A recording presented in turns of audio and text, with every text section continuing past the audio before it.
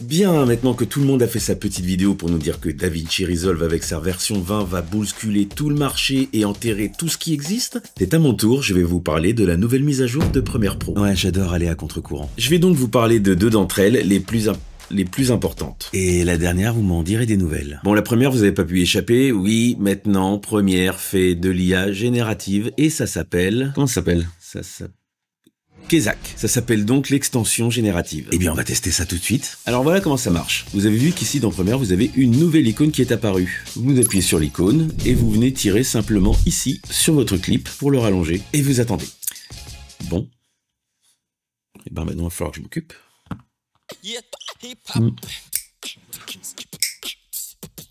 Alors, petit bébé, tu vas faire du montage? Hein? Tu vas te mettre au montage? Hein, tu vas devenir monteur. Y a pas de petit bébé ici. Ici, on est des bonhommes. Alors, tu vas apprendre à te battre. Viens, on fait bisous esquimaux. Bah quoi, je pue de la gueule? Bien, regardons à quoi ça ressemble. Coucou Cyril. Oui, tu pues de la gueule. Oh putain, vous avez vu? Attendez, je vous le remets. Là. Vous avez vu, là? Regardez. Là, entre ces deux images... Eh ben on a un changement de qualité. La section qui a été générée par l'IA est plus nette que la version originale. Regardez, on passe de ça à ça. C'est de la merde. Si le passage de l'original à la version IA se voit à l'image, je ne peux pas l'utiliser en télévision. Donc ce truc-là, cette fonction, c'est un truc pour les amateurs. C'est pas possible, vous sortez des mises à jour dont on va pas pouvoir se servir. Vous vous foutez de qui? Et en plus, on peut toujours pas mettre de MP3, putain! C'est pas possible, comment vous voulez qu'on se serve de cette merde? Si on voit le passage entre l'original et la version IA, on peut pas l'utiliser chez les pros, un truc comme ça. Et encore, je parle pas du fait que c'est limité à 2 secondes. Ouais, super, on a de l'IA dedans. C'est de la merde. Soyons honnêtes, l'extension générative, vous pensez que vous allez vous en servir combien de fois par jour, par semaine, par mois, par année? Vous pensez vraiment qu'on a besoin toutes les 5 minutes de rallonger un clip parce qu'il est trop court?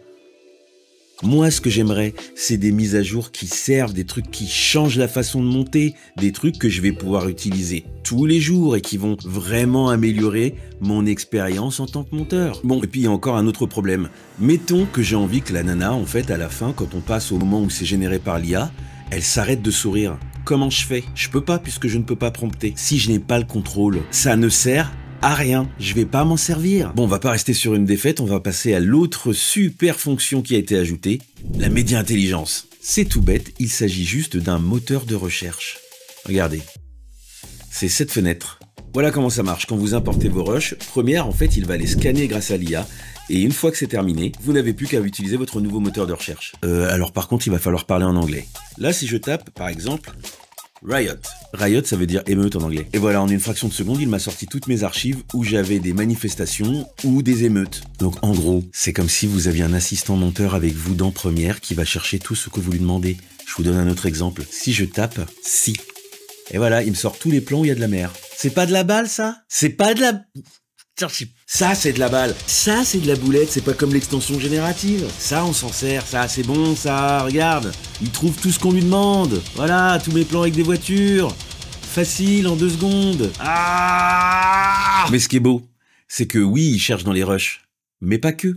En gros, si vous avez scripté une partie de vos vidéos, il ira chercher dans ce qui a été dit les mots que vous lui demandez de récupérer. Ouais, ça sent bon, ça. Kevin, toi aussi tu sens bon. Alors la média intelligence, on est en train de la tester actuellement sur le projet sur lequel je travaille. On a plus de 40 Tera de rush et pour l'instant, ça marche très bien. Il va falloir qu'on travaille un petit peu avec ça dans le temps pour trouver des nouveaux usages et essayer de voir de quelle façon ça nous fait gagner un maximum de temps. Mais là pour l'instant, je pense qu'on va commencer à gagner un paquet de temps sur le dérushage grâce à ça. Ça a vraiment été pensé par des monteurs pour les monteurs.